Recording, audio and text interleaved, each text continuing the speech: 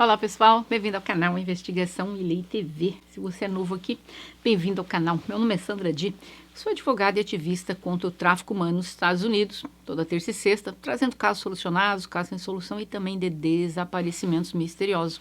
Mas vamos ao caso de hoje. Essa é a história de Elizabeth Omatara Santos, que ocorreu em 8 de agosto de 2020 no Alasca. Ela nasceu em 1983 e cresceu na Flórida. Ela foi a segunda dos 4 irmãos. Ela frequentou a Florida International University e teve um relacionamento de uma longa data com um homem chamado Dustin Karpius. Quando ela terminou esse relacionamento, depois de estarem juntos por mais de 10 anos, ela decidiu fazer uma viagem. Ela foi visitar uma amiga dela, Lizette Hoagland Hall, que morava em Wasilla, no Alasca, uma cidade pequena de 9.500 habitantes. A Elizabeth sempre amou viajar e gostava de visitar pessoas, amigos, locais. A amiga dela, essa Lizette, tinha uma casa que ela dividia com o filho dela de 22 anos, Desmond Marcus Hoff, e a Elizabeth ficou hospedada na casa da amiga. Em 8 de agosto, a polícia foi chamada para ir à casa da Lizette após relatos de uma briga entre a Lizette e a Elizabeth Santos, que começou por volta das 6 da manhã. A polícia, ao chegar na residência da Lizette, percebeu que a Elizabeth estava movendo-se de forma irregular, resmungando, incapaz de se levantar e não conseguiu falar após os policiais tentarem saber o que estava acontecendo exatamente. Os policiais presumiram que o comportamento provavelmente resultou de algo que ela talvez teria consumido alguma bebida, e eles observaram que a Elizabeth estava apenas com uma manta. Os policiais alegaram que os ferimentos da Elizabeth não pareciam graves, mas documentos provaram que a manta que ela usava estava com muito sangue. E a Elizabeth estava perdendo consciência. Ela até conseguiu murmurar algumas palavras e até soletrar seu primeiro nome quando os policiais continuaram a perguntar o que havia acontecido. E ela mencionou que tudo estava bagunçado e tinham plantas derrubadas. A Lizette disse aos policiais que a Elizabeth que fez tudo aquilo, toda aquela bagunça na casa dela. Às 6h42, a Elizabeth foi algemada. Isso mesmo. A Lizette disse à polícia que perdeu a luta, que elas estavam brigando, porque ela foi atacada, e ela caiu no primeiro andar da casa dela. Ela disse à polícia, e o filho dela, o tal do Desmond, disse, eles contaram a mesma história, que eles correram para o segundo andar da casa para se esconder em um banheiro, para ligarem para a polícia. A polícia achou que a Elizabeth é que tinha causado tudo. Mas, quando sendo transportada às 7h20, a Elizabeth teve uma outra parada cardíaca e veio a perder a vida. Os policiais deixaram o local sem levar a Lizette e o filho dela, o Desmond, para prestar esclarecimento. Em suma, deixaram os dois dentro da casa, numa área de um crime. A Lizette, de alguma forma, conseguiu desbloquear o telefone da Elizabeth. E já chego lá que vocês vão ver o que ela aprontou. Os médicos disseram que a história contada pela Lizette à polícia não estava fazendo sentido, pois a Elizabeth tinha nas pernas e no abdômen mais de 50 ferimentos feitos por um objeto cortante. Os médicos chamaram a polícia porque haviam muitos machucados na Elizabeth, e após o hospital comunicar a situação da Elizabeth, às 7h56, os mesmos 2 oficiais da patrulha que tinham ido na casa da Lizette foram enviados novamente à casa e para levar a Lizette e o Desmond sob custódia. Não havia imagem de câmera corporal, então os policiais não puderam determinar se a Lizette e o Desmond trocaram de roupa ou não, do momento que eles foram lá pela primeira vez para a segunda vez, e eles não lembravam.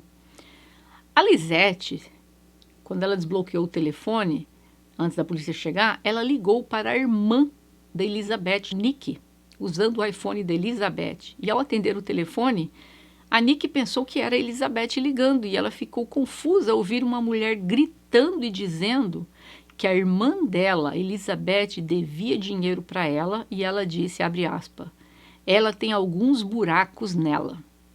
Sua irmã me deve dinheiro. Ela me deve dinheiro. E disse que ela gritava, gritava e gritava. Isso não parece que foi um acidente, né? A polícia, ao voltar na casa, explicou a Lisette que a Elizabeth estava em uma cirurgia de emergência e que ela não estava passando bem.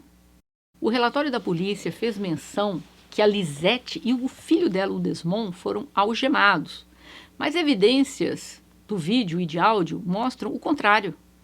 A Lisette e o Desmond foram levados para a delegacia em carros separados e interrogados em salas separadas.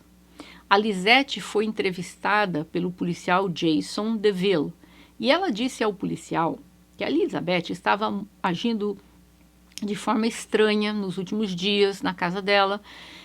Disse que ela e o filho se esconderam e ligaram para a polícia.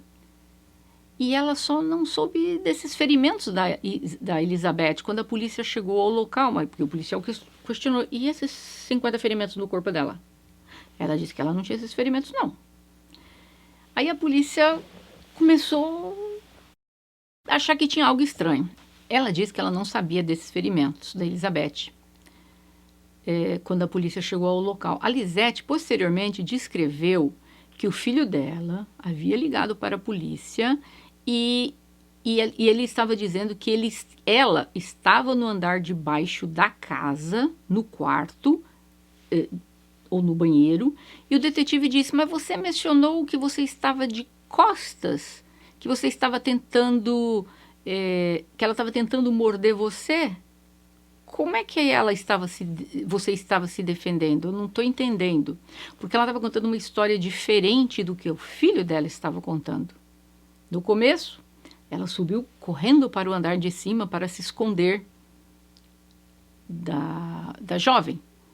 Já depois, ela já começa a contar uma história totalmente diferente.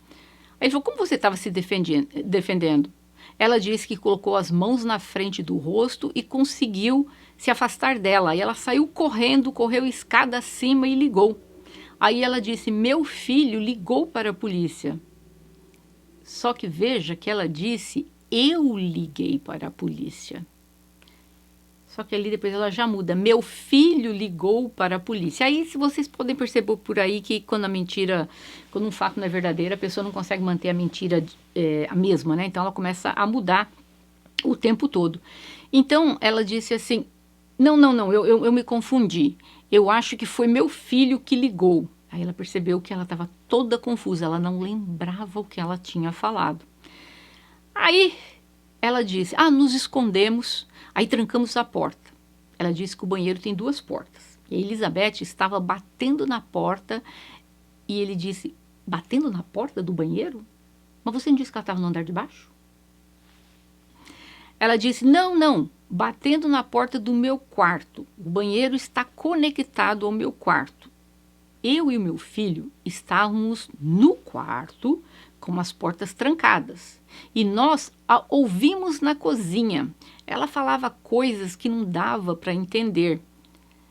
Veja, ela estava dizendo agora que a Elizabeth estava batendo na porta do quarto.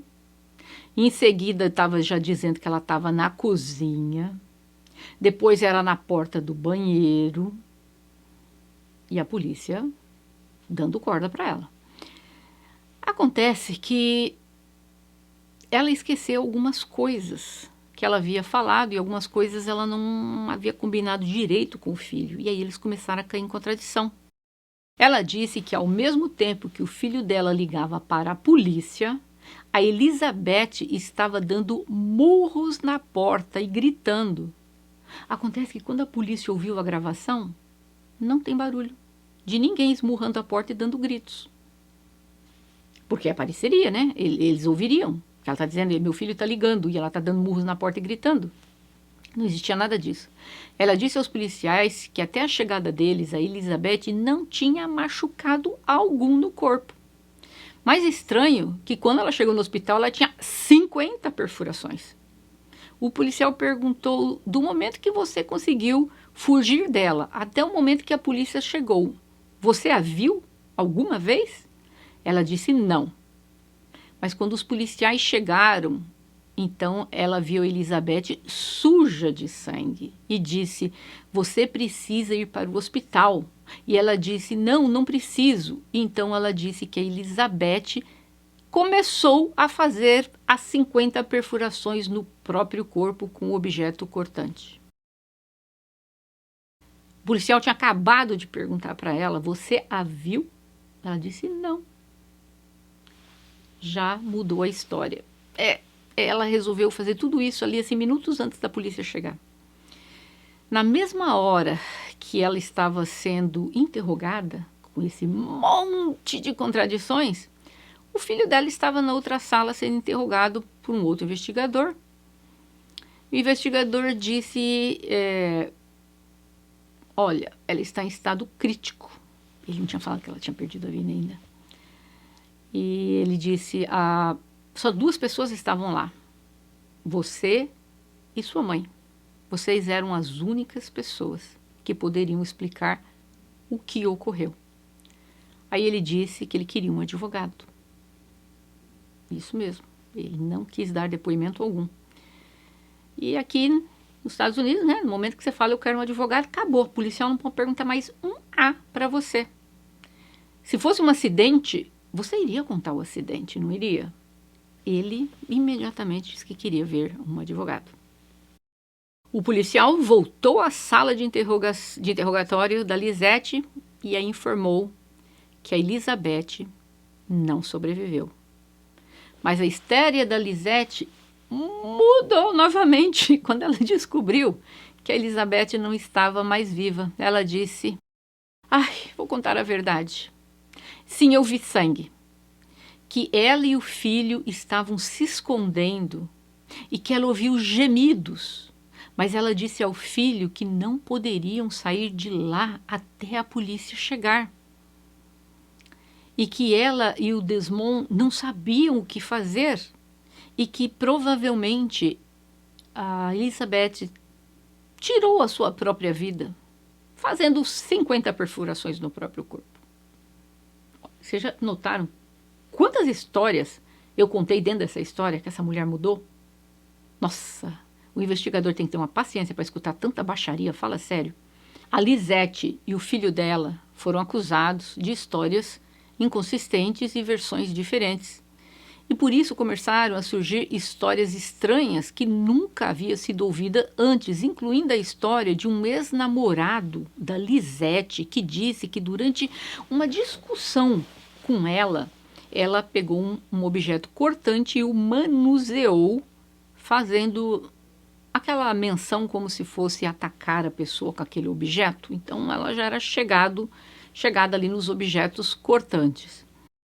Mas a irmã do ex-namorado disse que a memória do irmão não é necessariamente confiável, já que ele é muito esquecido. Todos que conheceram a Elizabeth disseram que ela não usava substâncias ilícitas, ela é uma pessoa calma. Uma amiga da Elizabeth disse que 6 dias antes elas estavam planejando uma viagem só de amigas e que a Elizabeth disse que estava tudo bem e que ela estava num bom lugar, mas que no dia seguinte que a Elizabeth perdeu a vida, a Lisette começou a dizer às pessoas que a Elizabeth tinha cortado a própria garganta e que ela viu a Elizabeth desferindo os ferimentos nela própria. Ela começou agora a espalhar uma versão diferente para o resto do povo. Outra amiga disse que a Elizabeth ligou para ela às 2h20 da manhã, mas ela não atendeu o telefone porque ela estava assistindo um filme e ela pensou, falo com ela depois. Mas pelo visto, naquela noite, ela parecia estar acordada durante a noite tentando ligar não só para a amiga, mas para 4 pessoas diferentes. Então a Elizabeth, 2h30 da manhã, estava tentando ligar para as pessoas. Porque o que estaria acontecendo dentro daquela casa que ela estaria ligando para essas pessoas tão tarde da noite? Alguns estavam dormindo, outros o telefone estava no silencioso e uma delas disse que quando acordou tinha 9 ligações perdidas. Muitas pessoas contaram à família que a Lisette contou outras versões adicionais dos eventos. incluindo uma em que houve uma briga, supostamente, que começou do lado de fora, em um caminhão, e outra versão que a polícia chegou ao local vendo Elizabeth segurando o objeto cortante contra ela mesma na região abdominal. Outra versão dizendo que a Elizabeth foi levada para fora da casa e colocada em uma viatura e não em uma ambulância. Um vizinho mencionou ter visto 2 noites anteriores àquela fatídica noite, uma mulher que corresponde à descrição da Lisette, perseguindo um homem com um caminhão. O iPhone da Elizabeth acabou sendo liberado para a família pelo Departamento da Polícia de Anchorage, no Alasca, em janeiro de 2021. A polícia concluiu que a Elizabeth tirou a própria vida. Isso mesmo. A polícia chegou a essa conclusão. Outra suposta amiga da Elizabeth, que após essa ideia que ela tirou a própria vida, disse à família da Elizabeth que nos dias seguintes, que ela estava ao telefone com a Lisette durante um incidente com a Elizabeth. Esta amiga também alegou recentemente que estava falando com a Elizabeth às 3 da manhã, no dia do incidente. Só que depois de revisar os registros, provou-se que esta suposta amiga nunca falou com a Elizabeth naquele dia. A Elizabeth, às 2 da manhã, enviou uma mensagem para um amigo dizendo a ele que ela estava passeando com seu cachorro. Em uma conversa de mensagem de texto com essa outra amiga, a Elizabeth mencionou que ela estava ajudando a Lisette a limpar a casa. Por volta das 3 da manhã, ela deixou várias mensagens para o namorado, implorando para ele atender o telefone. Alguém estava forçando-a, talvez, a dar esses telefonemas. Quem que sai para passear com um cachorro 2 da manhã? Tem algo bem estranho nessa história. O manto encharcado de sangue que a Elizabeth estava usando quando os policiais chegaram, os policiais disseram que era suor. Isso mesmo. Apesar do relato escrito pelos primeiros policiais, que era sangue, o chefe da polícia disse que não havia sinais de luta na casa. A casa estava de pernas para o ar.